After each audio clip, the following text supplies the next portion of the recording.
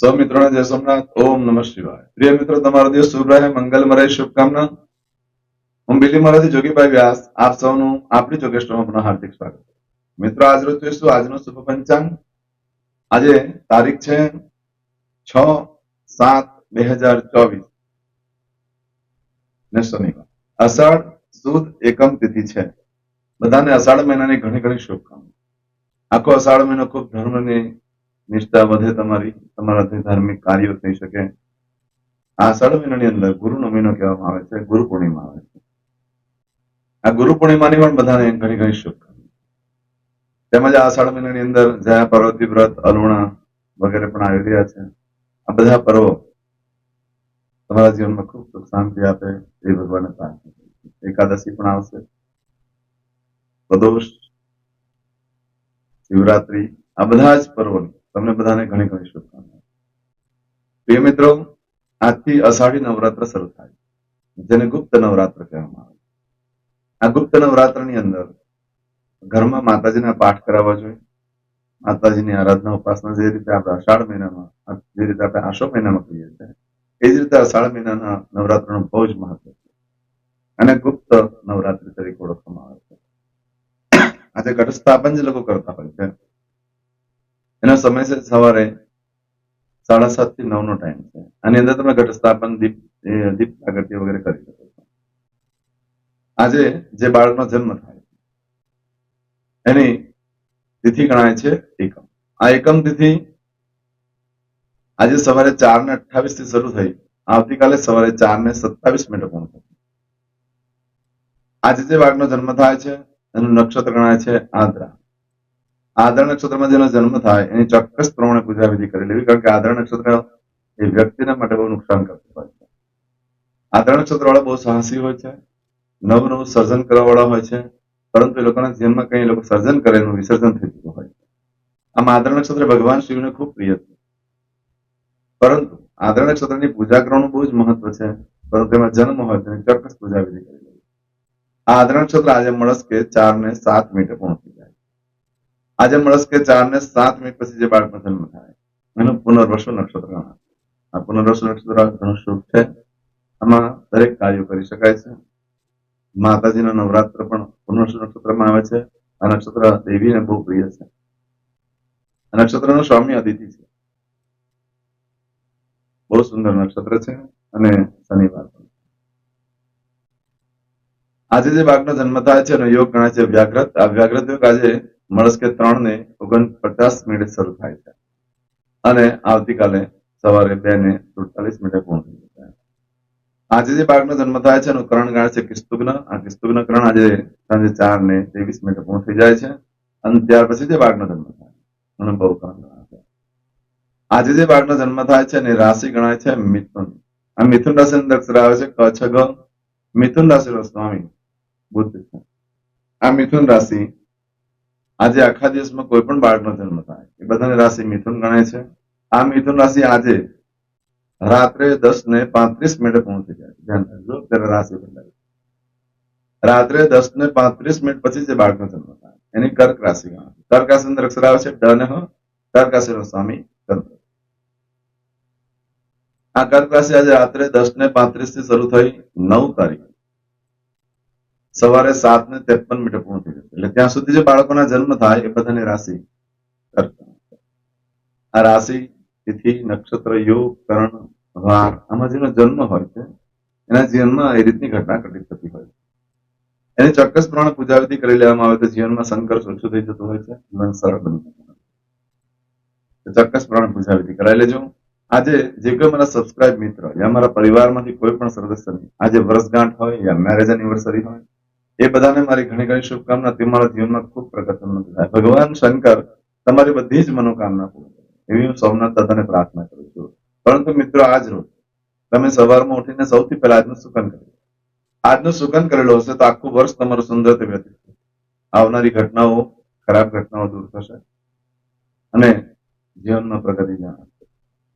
આજે જો કે મારા સબસ્ક્રાઇબ મિત્રો યા મારા પરિવારમાંથી કોઈ પણ સદસ્ય આજે કોઈ જગ્યા પર ઇન્ટરવ્યુ આપવા જઈ રહ્યા છે, કોઈ ધંધો કરવા જઈ રહ્યું છે નવો, યા આજે કોઈ પરીક્ષા આપવા જઈ રહ્યું છે, કોઈ હરીફાઈમાં રમત ગમતમાં ભાગ લેવા જઈ રહ્યું છે, કોઈ વિદેશ જઈ રહ્યું છે, આજે કોઈને ધર્મ ક્ષેત્રની જાત્રા માટે જઈ રહ્યું છે. આજે કોઈનું ઓપરેશન હોઈ શકે, કોઈની ડિલિવરી હોઈ શકે, કોઈની સગાઈ હોઈ શકે, આજે સગાઈ કરી શકાય એવો દિવસ છે, કોઈની છઠ્ઠી હોઈ શકે. આવા કોઈ પણ કાર્ય કરવા તમે એ બધા કાર્યમાં તમને દિવ્ય સફળતા પ્રાપ્ત થાય એવી હું સોમનાથ દાદાને પ્રાર્થના કરું છું. પરંતુ મિત્રો આવું કામ કરવા નીકળો છો ત્યારે આજનો સુગંધ કરીને નીકળશો તો કાર્યમાં દિવ્ય સફળતા પ્રાપ્ત. આમ તો આજે શનિવાર છે. શનિવારના દિવસે આપણે ખાસ કરીને ઘરમાંથી નીકળીએ છીએ ત્યારે પૂજાના સ્થાનને વંદન કરવાના, દેવસ્થાનમાં. આપણા ઘરમાં જે વડીલ વૃદ્ધ વ્યક્તિ હોય તેના આશીર્વાદ લઈને આજે ભિખારીને ભોજન કરાવવું જોઈએ. ભૂખ્યાને અન્ન ખવડાવવાથી શનિદેવ ખૂબ પ્રસન્ન થાય છે. એની પર લક્ષ્મીની પરમ કૃપા થતી હોય. આજના દિવસે આખા દિવસમાં જે કાર્ય તમે કરવા માંગો છો એમાં પણ એક ચોક્કસ શુભ સમય હોય છે. એ સમયગાળા દરમિયાન તમે કાર્ય કરો છો તો કાર્યમાં સારી સફળતા પ્રાપ્ત થઈ છે. તે આપણે સમય જોઈ લઈએ કે આજે કયા સમયે આપણે કાર્ય કરવું જોઈએ. તો આજે શનિવાર છે તો આજે સવારે 7:30 થી સવારે 9 વાગ્યા સુધીનો સમય શુભ રહે. ત્યાર પછી બપોરે 12 થી સાંજે 4:30 વાગ્યા સુધીનો સમય શુભ રહેશે. તેમજ સાંજે 6 થી 7:30 વાગ્યા સુધીનો સમય શુભ રહેશે. રાત્રે 9 થી આવતીકાલે મળસ્કે 1:30 સુધીનો સમય શુભ રહેશે. અને આવતીકાલે મળસ્કે 4:30 થી સવારે 6 વાગ્યા સુધીનો સમય શુભ રહેશે. આ સમયગાળા દરમિયાન તમે કોઈ પણ કાર્ય કરો છો તે કાર્યમાં સારી સફળતા પ્રાપ્ત કરી શકો છો. પરંતુ મિત્રો આજના દિવસે જો તમારી કોઈ વસ્તુ ચોરાઈ જાય છે, ખોવાઈ જાય છે તો 7 દિવસમાં મળે, બાકી મળવાની શક્યતા બિલકુલ ઓછી. આજના દિવસે કોઈ પણ કાર્યનો આરંભ કરી દો. આજે પ્રોપર્ટી મિલકત ખરીદવા માટે ઉત્તમ, વાહન વગેરે ખરીદવા માટે પણ ઉત્તમ, સોનું ચાંદી હીરામણિક મોતી ખરીદવા માટે ઉત્તમ, ડિપોઝિટ એટલે કે તમે એફડી વગેરે લેવાનું હોય તો પણ લઈ શકો છો. આજના દિવસે કોઈ પણ કાર્યનો આરંભ કરો. તે કાર્યમાં હંમેશના માટે સુખ સમૃદ્ધિ વધ્યા જ કરે એવો આજનો દિવસ છે. આજના દિવસે જે સુખો લાંબો સમય સુધી ભોગવવા માંગતા હોય એ બધા કાર્યો આજે કરી શકો છો. આજે ઇન્ટરવ્યુ આપવા માટે પણ બહુ શ્રેષ્ઠ દિવસ. આજના દિવસે વિદેશનો યાત્રા કરવા માટે પણ શ્રેષ્ઠ દિવસ. આજના દિવસે પશુની ખરીદી કરવા માટે પણ ઉત્તમ દિવસ છે. મોટા મોટા વાહનો, ટ્રક વગેરે ખરીદવા માટે પણ દિવસ છે. સુખ સગવડની વસ્તુઓ અને વેપાર ધંધાની વસ્તુઓ ખરીદવા માટે પણ આજનો દિવસ ઉત્તમ ગણાય છે. આજના દિવસે ખાસ કરીને દરેક જણાને અવસ્થા ધારણ કરી લેવા. આજે અવસ્થા ધારણ કરો છો તો જીવનમાં જે અડચણો છે, જે મુશ્કેલીઓ છે, જે બંધનો છે એમાંનું નિવારણ થતું હોય છે. એમાંથી તમને મુક્તિ મળે એવા આજના દિવસે નવા વસ્ત્ર પહેરવાથી જીવન સરળ બની જશે. જીવનમાં સરળતાથી સફળતા પ્રાપ્ત થશે અને એકાદ ધાર્મિક સ્થળની મુલાકાત પણ થઈ શકે છે. એટલે તમારામાં ધાર્મિકતા પણ આવે. ઘણો સરસ દિવસ છે આજે. આજે દરેક જણા નવા વસ્ત્ર ધારણ કરી લો. આજે કોઈ પણ કાર્ય કરવું હોય તો તમે કરી શકો એમ આજનો દિવસ છે. આજના દિવસે લગ્નના કોઈ મુહૂર્ત નથી આપ્યા, વાસ્તુના મુહૂર્ત નથી આપ્યા, હાથ મુહૂર્તના પણ કોઈ મુહૂર્ત નથી આપ્યા અને ખાલી આજે સગાઈ વગેરે કરવું હોય તો કરી શકો. આજે કરશું આજનો સંકલ્પ ચમચીમાં પાણી. અદ્યતન માસના માસોત્તમ બ્રહ્મ પવિત્ર દેવી પ્રિય માસે ગુરુ પ્રિય માસે અષાઢ માસે શુભે શુક્લ પક્ષે પ્રતિપદાયામ મંદવા શરણવિત્તાયામ. દરેક જણાએ પોતાનું ગોત્ર બોલવાનું છે. ગોત્ર ખબર નહીં હોય તો કાશ્યપ ગોત્ર બોલવાનું છે. હવે દરેક જણા બોલવાનું ઉત્પન્નેન, પછી તમારું નામ બોલી જાઓ.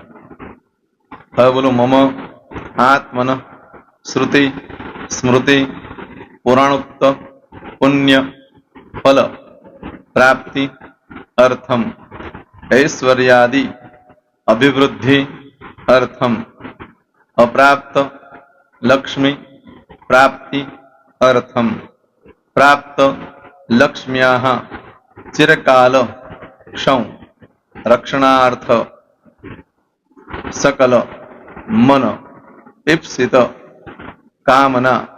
હવે તમારા મનમાં જે કઈ ઈચ્છા હોય તે બોલી જાઓ.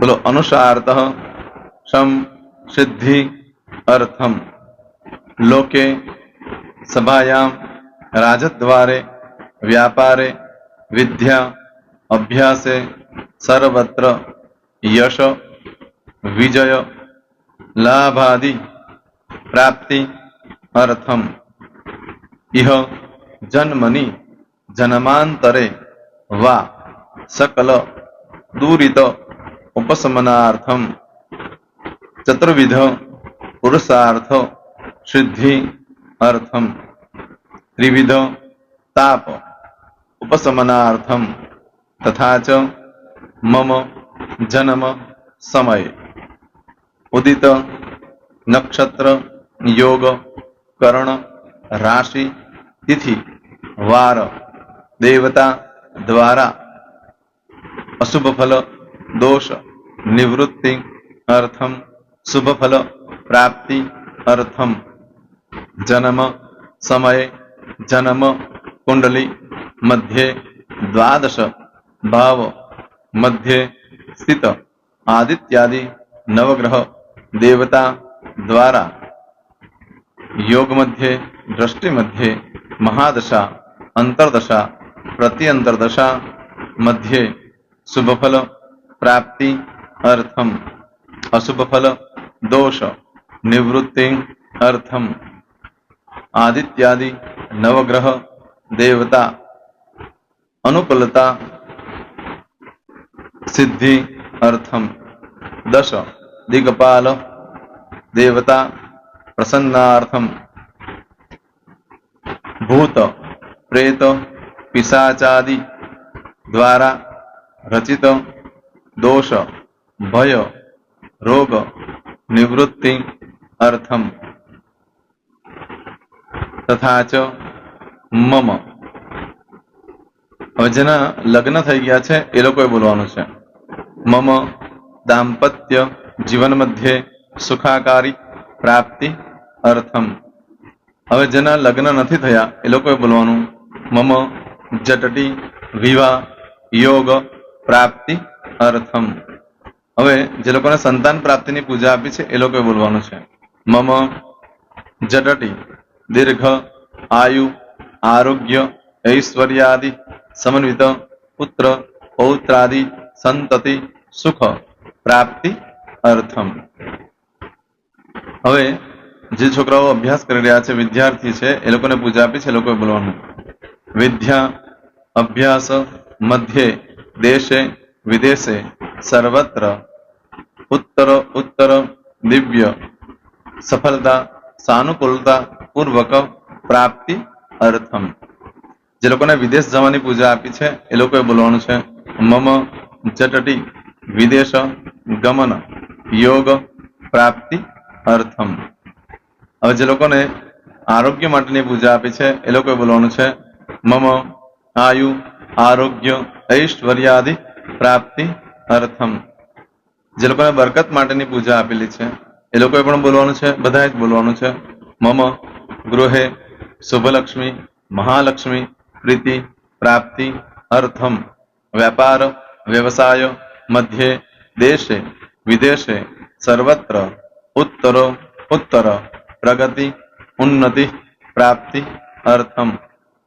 હવે દરેક જણાએ બોલવાનું મમ ભય રોગ શત્રુ બાધા મારણ તારણ મંત્ર તંત્ર અરિષ્ટ દોષ પીડા નિવૃત્તિ અર્થમ.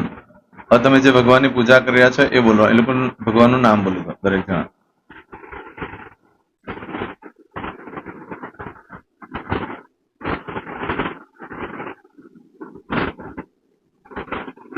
બોલો દેવતાનામ પૂજન અર્ચન અહમ કરીશ્યે. પાણી મૂકી દેવાનું છે.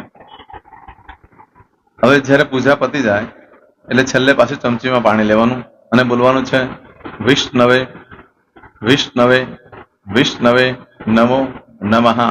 વિષ્ણુ સ્મરણાત સર્વમ પરિપૂર્ણમસ્તુ. એતાની ગંધ પુષ્પ ધૂપ દીપ નૈવેદ્ય તામ્ર દક્ષિણ વક્ષણ સહિત બોલો મમ સકલ મન કામના સિદ્ધિ અર્થમ પૂજન અર્ચન. જે ભગવાનની પૂજા કરી હોય તે દેવનું નામ બોલી દો. બોલો દેવતાના ચરણ કમલે અર્પણમસ્તુ. પાણી મૂકી દો. ફરી પાછું પાણી લેવાનું. પૂજન અર્ચન તત્સત બ્રહ્માર્પણમસ્તુ. નીચે જમીન પર પાણી મૂકી દો, એમાં આંગળી કસી કપડામાં તિલક કરી દો, બે હાથ જોડી ભગવાનને વંદન કરવાના, કહેવાનું કે હે પ્રભુ, મારાથી, મારા પૂર્વજોથી, મારા પરિવારજનોથી ગયા જન્મમાં, આ જન્મમાં જે કાંઈ પાપ કર્મ થયા છે એ બધા પાપ કર્મથી અમને મુક્ત કરો. અમે તમારા બાળક છીએ. હે પ્રભુ, અમે તમારો ખૂબ આભાર માનીએ. આજે અમારી પાસે તમારી પૂજા કરાવી. આ પૂજામાં જાણતા અજાણતા કંઈ ક્ષતિ થઈ હોય તો અમને બ્રાહ્મણોને ક્ષમા કરજો. નમસ્કારાન સમર્પયામિ. આહ્વાનમ ન જનામિ ન જાનતો પૂજાક્ષર મંત્રહેમ ક્રિયાન ભક્તિમ સરસ્વય પૂજન કમગતમ પામં ગોદાત્રમે ચાકના સૌથી પુણ્ય દર્શના ધન્ય હો દર્શનાર્થમ. હવે ઊભા થઈ જવાનું, શ્રીનારાયણ ભગવાનને પાણી ચડાવી દેવાનું. તમારો દિવસ શુભ રહે, તમે અને તમારો પરિવાર સુખી રહે, સંપન્ન રહે, સુરક્ષિત રહે, એ ભગવાન સોમનાથ દાદાને પ્રાર્થના. તો મિત્રો, તમે મારા વિડીયોને લાઈક ના આપી હોય તો સૌથી પહેલા લાઈક આપી દો, અને ત્યાર પછી જો તમે મારી આ ચેનલ સબસ્ક્રાઇબ ન કરી હોય તો સૌથી પહેલા સબસ્ક્રાઇબ કરી લો, અને બેલ આઇકોન ઓલ પર ક્લિક કરવાનું ભૂલશો નહીં, જેથી કરીને સૌથી પહેલા નવી વિડીયો જે કંઈ મૂકું એ તમને મળે. મિત્રો, કંઈ પણ મૂંઝવણ હોય તો મને આ નંબર પર તમે ફોન કરીને પૂછી શકો છો. મારો મોબાઈલ નંબર છે 9825546459. મિત્રો, કોમેન્ટ્સમાં જય સોમનાથ લખવાનું ભૂલશો નહીં. ફરી પાછા નવા વિડીયો સાથે મળીએ. ત્યાં સુધી સૌને જય સોમનાથ.